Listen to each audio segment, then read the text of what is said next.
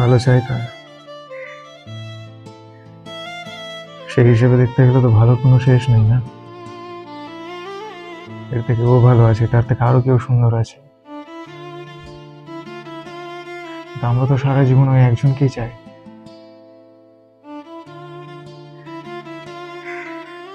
আমি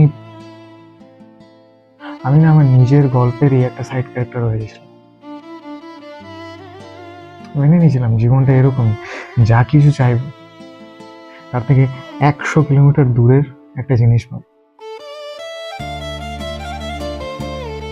অভ্যস্ত হয়ে গেছিলাম না। ছোটবেলায় একটা 100 টাকা দামের যদি খেলনা পছন্দ হতো, হাতে একটা 2 টাকা দামের বেলুন ধরিয়ে দেবো তো খুশি থাকতাম। মেনে নিয়েছিলাম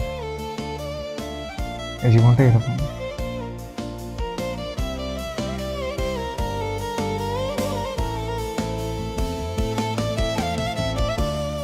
তারপর একদিন নিয়ে গেল,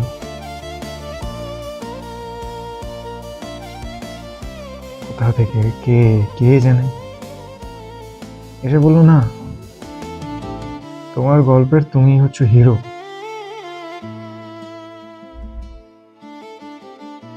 ভালো,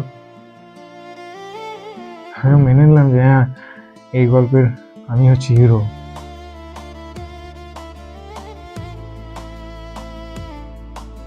শুধু বুঝতে পারিনি যে গল্পটা আমি কখনো লিখছিলাম।